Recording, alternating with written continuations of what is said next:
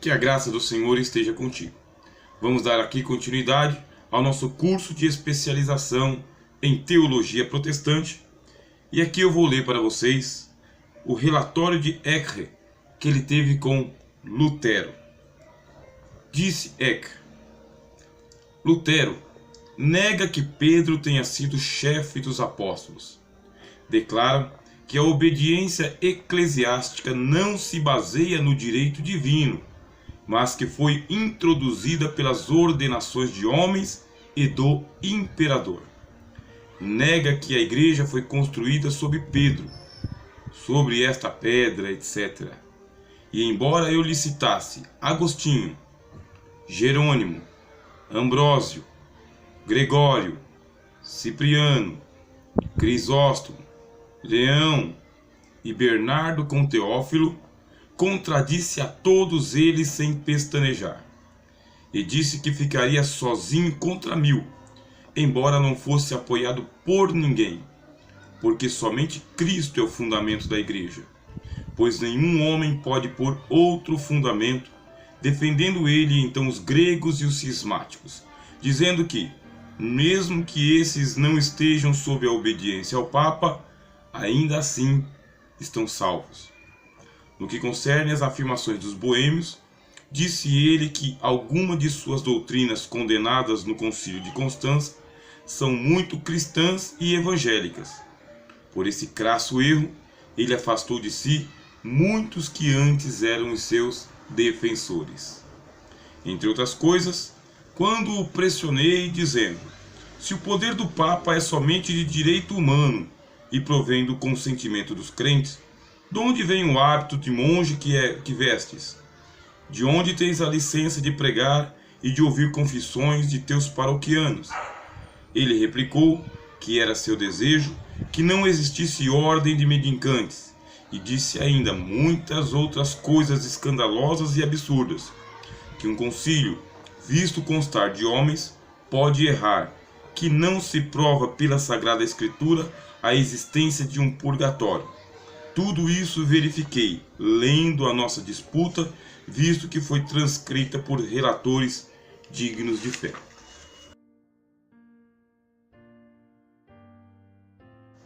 Estamos estudando as doutrinas de Lutero. E neste relatório que o Eckre fez contra Lutero, ele queria a condenação do monge agostiniano. Começa aqui com a sua acusação, que era verídica.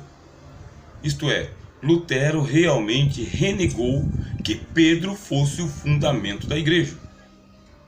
A Igreja Católica da Idade Média e até os dias de hoje afirma que Pedro é o fundamento da igreja, tomando por base o texto de Mateus, capítulo de número 16, quando Cristo disse: Tu és Pedro, e sobre esta pedra edificarei a minha igreja.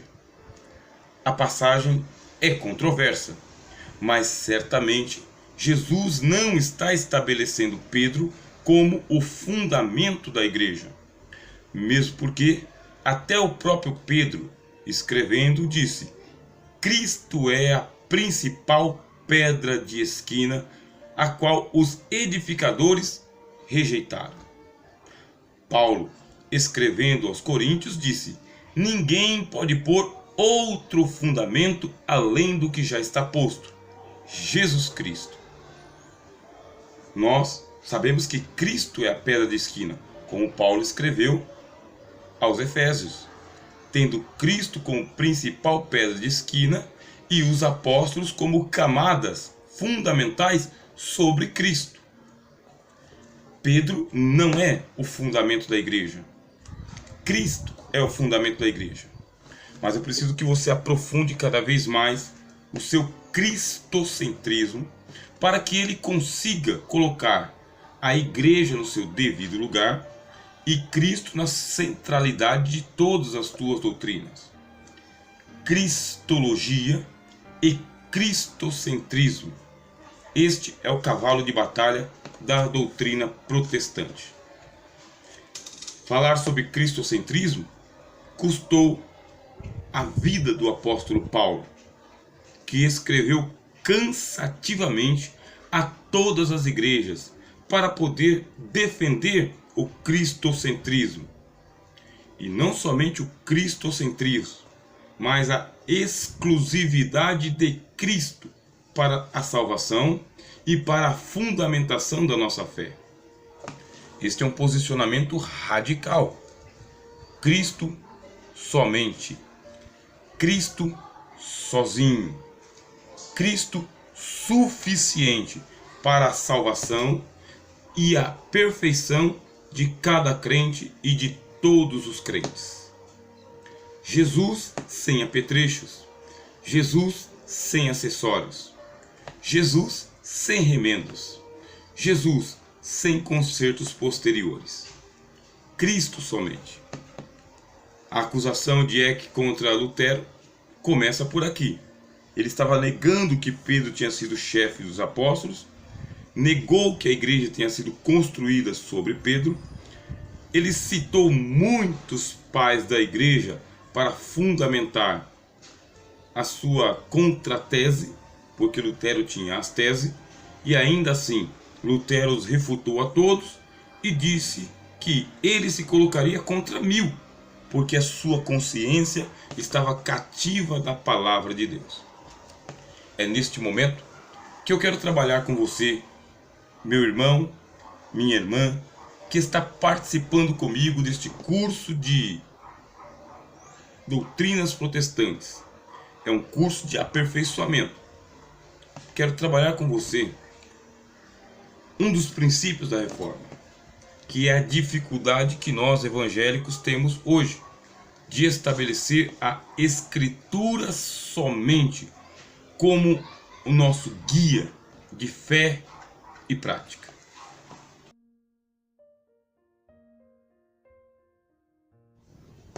Se você assumir a Escritura, a Bíblia, como a sua única regra de fé e prática, o que será que vai acontecer com a sua espiritualidade? E com a sua religiosidade? Com a sua fé?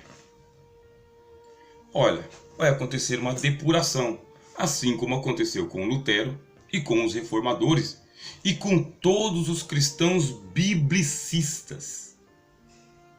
Você já conhece os cristãos biblicistas? São diferentes dos cristãos eclesiocentristas. Cristãos eclesiocentristas são aqueles que dão a vida pela instituição, pela igreja. Cristão biblicista é aquele que, ainda que está vinculado a uma igreja, a uma denominação e a um ministério, serve esse ministério com uma consciência voltada para a primazia das Escrituras. A Escritura primeiro. O que a Bíblia diz? Em que ponto que ela me permite ir com a instituição? E a partir de que ponto que a instituição começa a infringir as regras das Escrituras, os princípios das Escrituras? Cristãos biblicistas respeitam o denominacionalismo, mas sabem muito bem diferenciar doutrina bíblica de padrões humanos, comportamentos humanos e instituição humana. Esta foi a briga que Lutero teve com a Igreja Católica, porque a Igreja Católica queria se arrolar ao patamar que ela não possuía. Ela queria ser uma ordem de salvação. A Igreja não é uma ordem de salvação. A Igreja não é donatária da salvação. A Igreja ela é uma testemunha viva da presença de Deus na terra, mas ela serve como um hospital, e como um hospital ela hospeda os enfermos, como uma enfermaria, portanto ela cuida dos doentes. Estando são, a pessoa precisa permanecer no prédio do hospital? Estando sã, ela precisa continuar recebendo tratamento e medicamento? Não. O hospital serve apenas para hospedar o enfermo. No hospital ficam os residentes. No hospital ficam os médicos, ficam os enfermeiros, fica a gestão do hospital. De igual forma, a igreja. A igreja deve hospedar os filhos de Deus, hospitalizar os filhos de Deus e tratar daquele que está enfermo, aquele que está doente, aquele que está em pecado, aquele que está com crise de consciência, aquele que não tem fé para a salvação. A igreja deve cuidar dos fracos, dos doentes, dos carentes, dos necessitados. Nesse caso, a igreja é uma ordem de serviço e não de salvação. Quem vai ensinar isso pra gente é a Bíblia, que eu estou aqui com ela nas mãos, citando o tempo inteiro. Caso você venha a abraçar a Bíblia com centralidade, com vontade, com desejo, para fazer dela a lâmpada para os seus pés e a luz para o seu caminho, você não poderá se tornar um cristão eclesiocentrista, que coloca a igreja no centro do plano de salvação. Ela não está no centro. Escrituristicamente, a igreja não está no centro, porque o centro pertence a Cristo somente. Lutero, ele correu perigo de morte por abraçar esta ideia. E não só Lutero. Os boêmios, que foi citado aqui na carta que nós lemos, morreram por causa disso também. Porque eles diziam: é Jesus que é o detentor dos poderes de salvação. É Jesus quem tem as chaves da morte e do inferno. É Jesus quem tem o poder de absolvição. Não é o Papa, não são os pastores, não são os padres e não são os concílios. Muita gente morreu por sustentar essa doutrina. Infelizmente, o contexto que a gente vive favorece que muitas pessoas, cristãos, piedosos, devotos, sinceros, fiquem morrendo de medo de perder a salvação caso não estejam vinculados a um ramo denominacional. Se você alcançar a maturidade de que Jesus Cristo é o teu único Salvador, suficiente, pleno, insubstituível, se você alcançar essa maturidade de fé e tomar a Bíblia como seu livro de cabeceira, fazer dele o seu manual de regra e prática, vai perceber que ir à igreja, cultuar ao Senhor, participar das atividades evangélicas e evangelísticas é algo acessório, é um serviço, é uma maneira que você tem de servir a Deus. No entanto, Lutero, ele tinha a audácia de dizer o seguinte: sabe o lavrador do campo, que dificilmente vai à paróquia, que dificilmente vai a uma capela, que dificilmente participa de um missal? Sabe aquele lavrador do campo? Quando ele está com a sua enxada na mão, que ele fere a terra, que ele planta uma semente, e que dessa semente nasce uma lavoura, e com essa lavoura ele consegue alimentar a sua família, comercializar, prosperar e servir a sociedade. Este lavrador está fazendo o real culto a Deus. Basta nós nos remontarmos ao que diz as Escrituras. Os israelitas não tinham condições de cultuar a Deus todos os dias de maneira ritualística, seguindo uma liturgia. O templo ou tabernáculo ficava num lugar fixo, longe. Havia uma circunferência em torno do templo de 15 quilômetros aproximadamente. Essa circunferência ou esse perímetro, ele podia ser observado pelas pessoas. Preste atenção. Lá no Antigo Testamento, o tabernáculo que Deus revelou para Moisés era um tabernáculo móvel, compacto, que podia ser montado e desmontado. Sabe por que Deus revelou o tabernáculo e não o templo? Para que ele pudesse andar nos 220 quilômetros, que é o que tinha a terra da Palestina. Era a função do sumo sacerdote, montar o tabernáculo, oficiar, manter o tabernáculo montado durante um tempo, atrair o pessoal que estava naquele perímetro de 10 a 15 quilômetros até o tabernáculo. Ali ele celebraria os sacrifícios, as orações, colocaria o povo em contato com Deus, faria as preleções da vontade de Deus. Depois ele desmontaria, assim como fazem os circenses, que montam e desmontam o circo. Desmontaria o tabernáculo, colocaria nas costas dos sacerdotes e iria para uma outra região. Eram 12 tribos de Israel e 12 territórios divididos de um lado e do outro do Rio Jordão.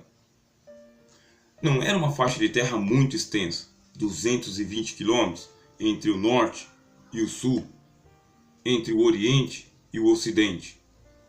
E a única função do sumo sacerdote era cuidar da vida espiritual do povo. Nunca foi a intenção de Deus centralizar a religiosidade do povo de Israel em um templo, como aconteceu nos dias de Davi e de Salomão. A vontade de Deus é que o tabernáculo se movesse, se movimentasse. E por que eu estou dizendo isto agora? Porque as igrejas fixas, lógico, não é tão longe assim. Geralmente nós temos a comodidade de irmos a um templo que fica a 2, 3, 4 quilômetros de nossa casa. Também dispomos de automóvel, dispomos de transporte público, carona, às vezes dá para ir a pé, em algumas regiões vão de canoa, enfim. As igrejas que nós vamos hoje, que são igrejas fixas, elas não cumprem a função do tabernáculo do povo no deserto. Mas, e no entanto, Deus estabeleceu que a igreja seja orgânica, que ela seja dinâmica, que ela seja viva, que ela esteja presente no lar, nas casas, além de o Espírito Santo estar nas pessoas. Qual que é o problema do engessamento das igrejas?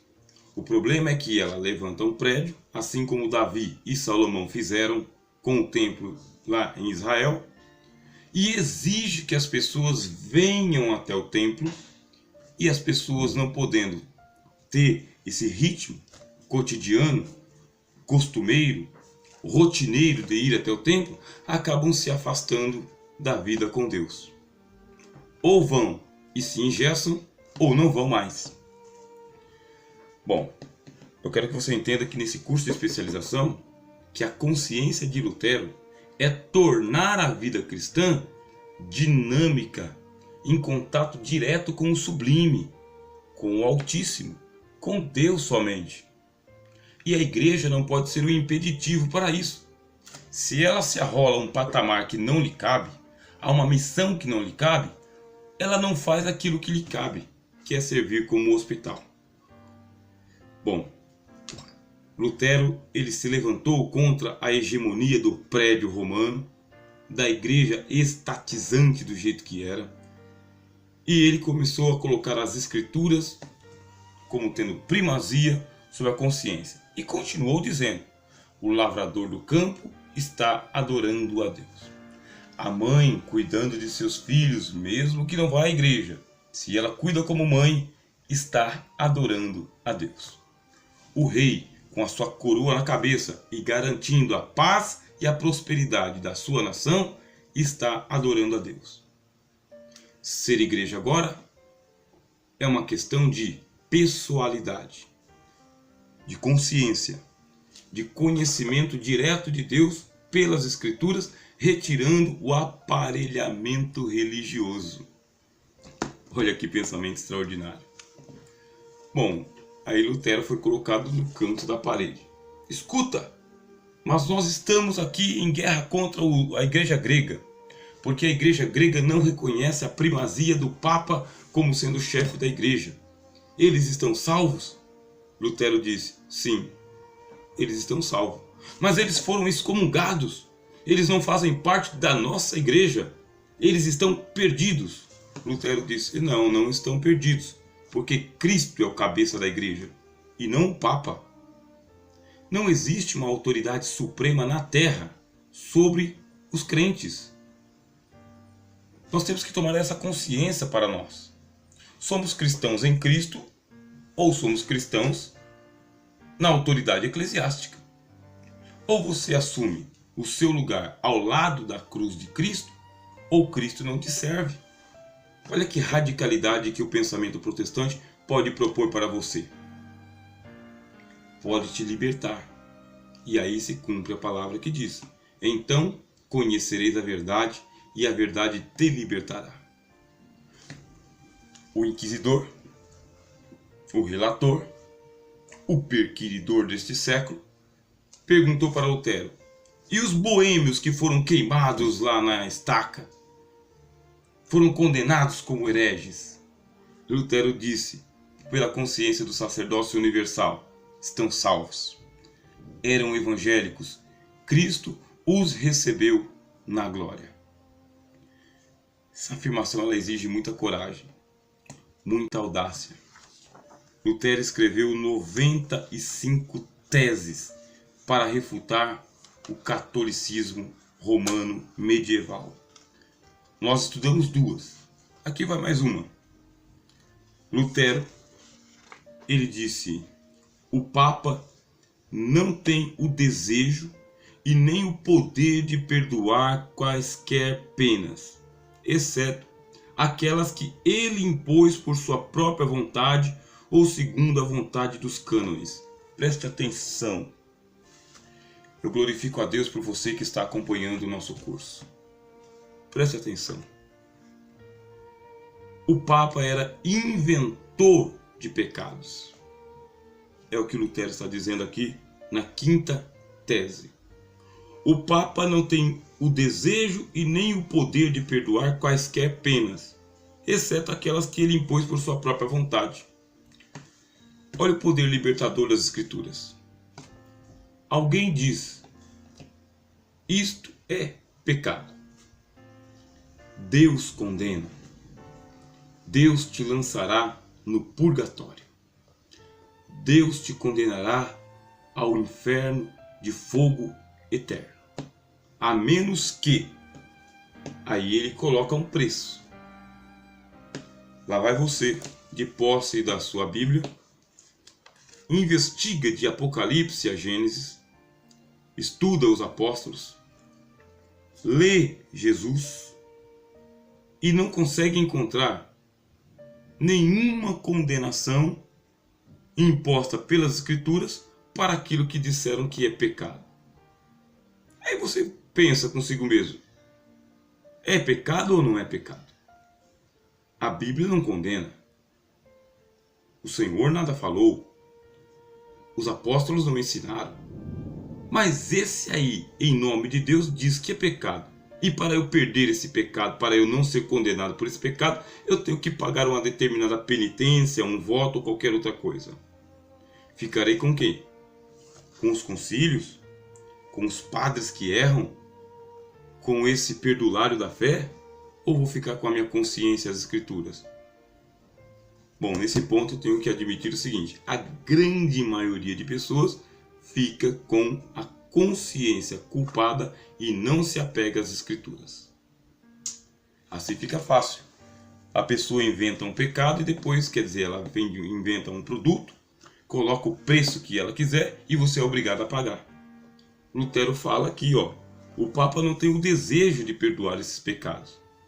Existe uma manipulação das consciências para que elas fiquem cativas, não à palavra de Deus, mas cativas a um sistema. E quem fica cativo a um sistema acaba perdendo Cristo. Lembre-se que o apóstolo Paulo escreveu aos Gálatas justamente isso. Deixa eu contar brevemente aqui a história. Assim a gente aproveita e entra um pouco na teologia bíblica também. Paulo pretendia plantar igrejas na Galácia há muito tempo. Ele tentou entrar na Galácia uma vez e a Bíblia diz no livro de Atos: o Espírito Santo não lhe permitiu. Depois Paulo tentou entrar na Ásia e a Bíblia diz: mas o Espírito Santo não lhe permitiu. Aí Paulo foi para a Europa e o Espírito Santo permitiu. Depois o apóstolo Paulo conseguiu plantar uma igreja na Galácia. Mas foi sofrida a sua estadia na Galácia, porque os crentes gálatas, eles não eram examinadores das Escrituras. Eles eram ouvintes, mas eles não examinavam. Assim, eles eram crédulos e acreditavam na autoridade religiosa pela autoridade. Quer dizer que se a autoridade inserisse algum ensinamento estranho, exótico, exorbitante, como os gálatas acreditavam na autoridade, eles abraçavam. Paulo teve dificuldades porque ele ensinava as Escrituras. A Bíblia diz no livro de Atos que Paulo disputava para provar pelas Escrituras que Jesus era o Cristo. Lá entre os gálatas, Paulo teve dificuldade por causa que as pessoas acreditavam na pregação dele, na autoridade pela autoridade. E se ele queria que as pessoas examinassem as Escrituras, isso ele não tinha sucesso. As pessoas diziam: não, Paulo, você falou, está falado. Isso é péssimo para nós. Quando uma pessoa diz: falou, está falado, isso é ruim. Porque você não está gerando pessoas que têm consciência cristã. Embora a gente não fique aqui desejoso de que as pessoas se tornem críticos ferrenhos e perseguidores da nossa fé, ao mesmo tempo, não queremos que as pessoas sejam crentes infantilizados, que não tenham, no mínimo, um pouco de suspeita de que podem ser enganados. Vá e examine. Foi o próprio Senhor Jesus quem disse: examinai as Escrituras, porque vós cuidar ter nelas a vida eterna. É nesse texto que está escrito isso. Examinai as Escrituras, porque vós cuidar ter nelas a vida eterna. E qual vai ser a consequência se vocês continuarem examinando as Escrituras? Estou parafraseando Jesus. Vocês vão encontrar o testemunho das Escrituras. E Cristo diz: elas testificam de mim. Quem examinar as Escrituras, Deus, o próprio Deus, iluminará o seu entendimento, iluminará o seu coração, encontrará a palavra da fé, não vai se perder no meio do caminho. Deus inspirou as Escrituras Sagradas e o Espírito de Deus está presente para garantir que todo aquele que tem acesso às Escrituras compreenda o que lhe é necessário para a salvação. Mas é preciso examinar com o coração íntegro e não parcimônio, e não parcialista, não coração tendencioso de examinar somente o que lhe convém, mas examinar as Escrituras por inteiro, porque elas testificam da verdade. Paulo foi aos Gálatas, plantou uma igreja na Galácia, eles não examinaram as Escrituras, aceitavam a autoridade de Paulo por Paulo somente, mas quando Paulo se afastou, quando Paulo prosseguiu a sua viagem missionária, qual foi o resultado? Vieram outras autoridades religiosas e ensinaram um evangelho contrário ao de Paulo. Por quê? Paulo era cristocêntrico. E a cristologia de Paulo era fundamentalista. Cristo somente, nada mais. Se você depende das autoridades religiosas para ditarem para você no que crer, o que fazer, como pensar, você está com uma fé menina, uma fé criança, uma fé infantilizada. As autoridades têm o seu papel, mas as Escrituras têm o seu papel também. O meu convite: vá às Escrituras, custe o que custar. Comece hoje, comece agora. Eu aprendi com o professor Rogério. O professor Rogério é só mais um apêndice a esse corolário que é a teologia cristã. Só um apêndice. Não é o fundamento, não é o guia, não é o mestre, não é aquele que tem a predominância ou a hegemonia da tua consciência. Vá às Escrituras, examina por ti mesmo. E Paulo perdeu a igreja da Galácia, porque assim que ele saiu, vieram os mestres religiosos e disseram o seguinte: escuta, Paulo estava errado. Moisés está certo, tem que guardar a lei, tem que circuncidar, e assim bagunçaram com a igreja de Deus, e na hora de ficar ou com Paulo e as Escrituras, ou com as novas autoridades religiosas, ficaram com as autoridades religiosas, porque, nas palavras de Jesus, os filhos das trevas são mais prudentes em todas as suas gerações do que os filhos da luz. Ou seja, eles mantiveram guarida. Eles montaram uma guarnição na igreja da Galácia e solaparam a fé dos Gálatas. Paulo enviou algumas cartas para poder recuperá-los, mas não conseguiu recuperá-los. Aliás, deixa eu dar uma nota biográfica muito triste para você aqui. Paulo perdeu muitas igrejas, tá bem? E Paulo perdeu por causa que ele era um missionário. Ele plantava a igreja, estabelecia o ministério local e ficava na fé de que o Espírito Santo ia manter aquele corpo ministerial ali e ia levantar outros. Mas infelizmente o diabo reagia rápido, vinham os filhos da lei, os filhos do mosaísmo, perseguiam o trabalho de Paulo, e muitas igrejas paulinas tiveram um nascimento, mas não tiveram crescimento. Historicamente, elas desapareceram. Algumas permaneceram por muito tempo, como a igreja de Éfeso, por exemplo, mas outras muitas solaparam-se. Depois que Paulo ia embora, vinham os líderes religiosos e acabavam com o trabalho de Paulo. Nós temos que tomar cuidado. Vamos trabalhar com a consciência? Vamos. Vamos colocar a Bíblia na mão do povo? Vamos. Vamos ensinar as Escrituras somente? Vamos. Mas vamos aprender com as Escrituras somente. Vamos deixar a igreja como ordem de serviço e não ordem de salvação.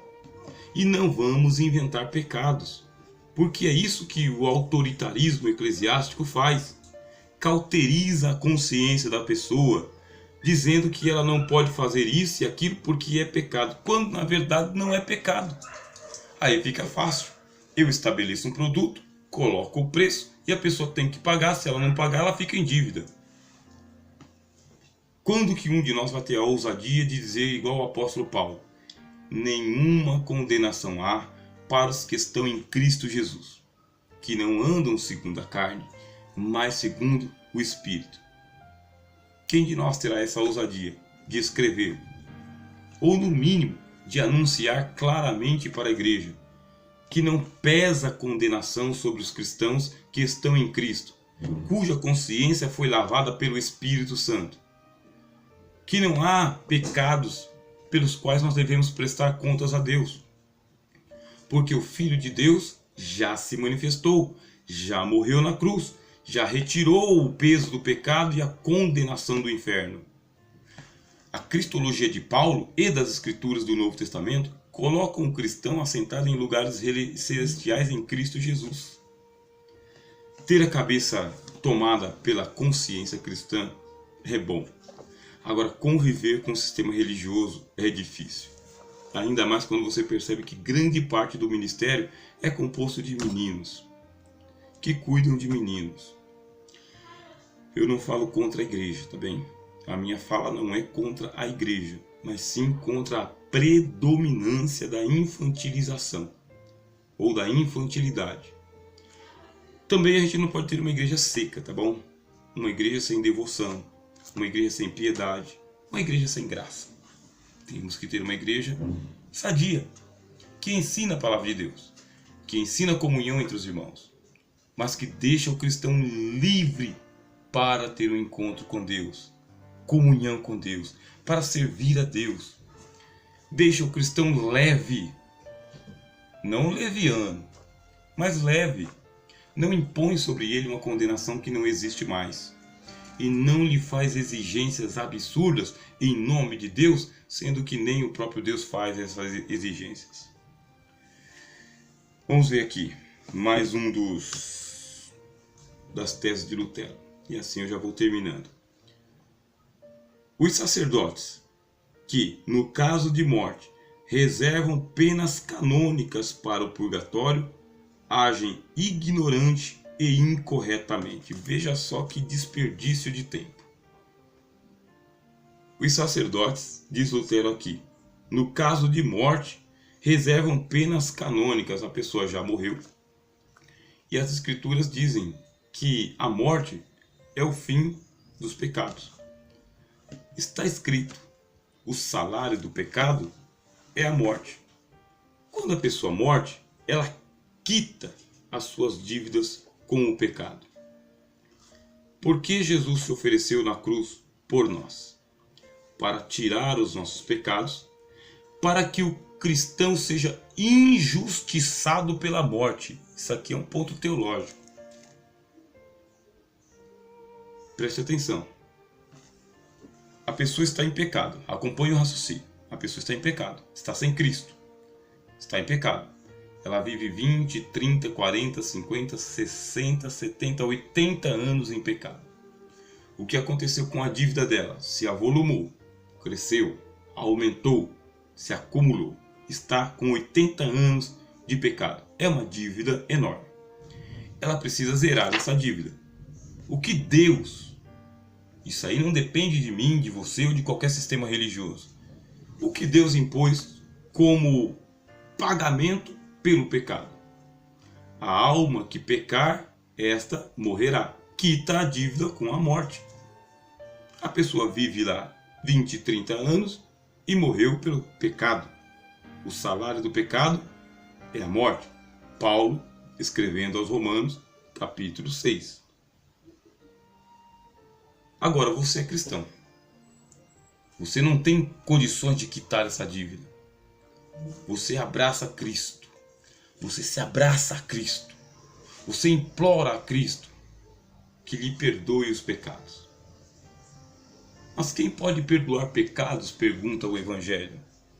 Jesus disse: para que saibais que o Filho do Homem tem na terra, preste atenção aonde acontece o perdão dos pecados. Para que saibais que o Filho do Homem tem na terra poder para perdoar pecados, aí ele cura um paralítico.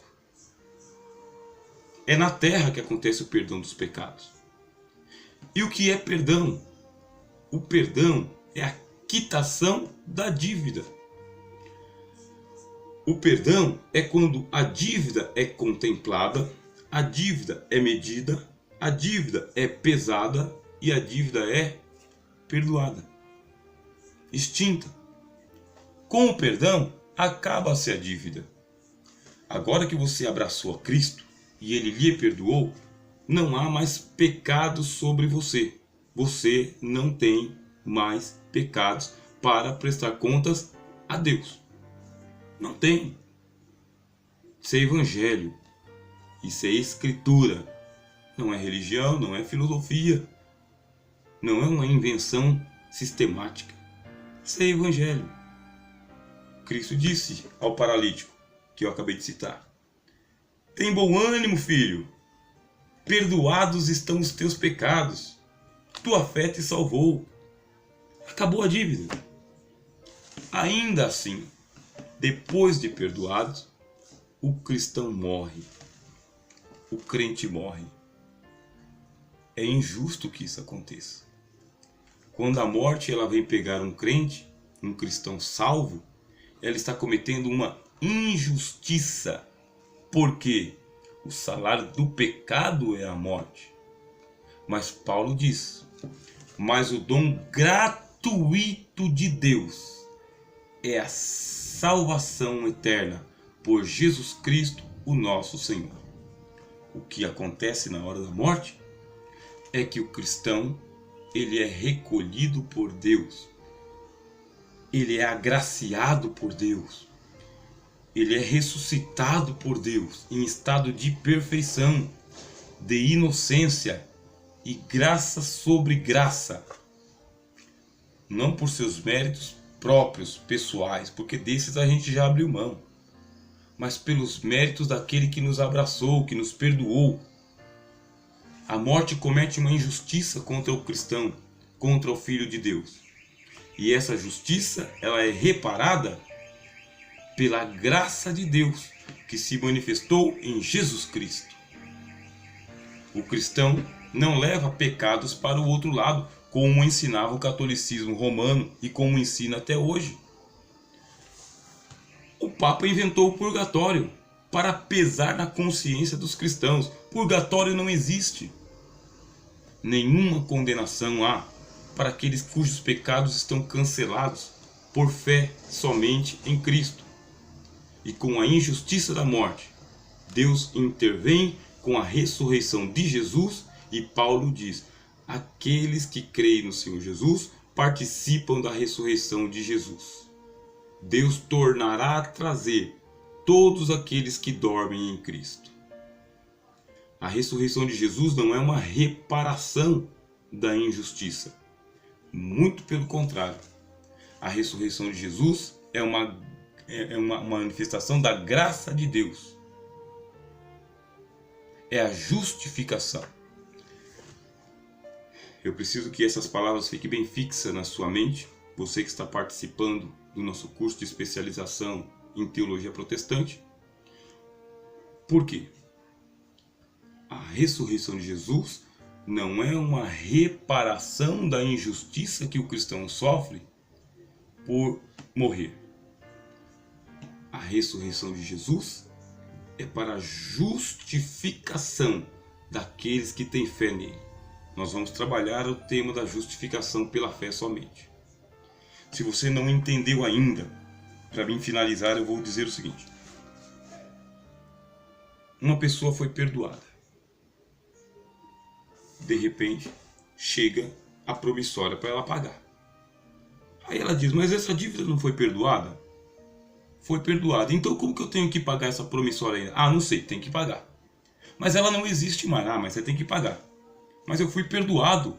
Não, foi perdoado, mas tem que pagar. Você vê a contradição da morte?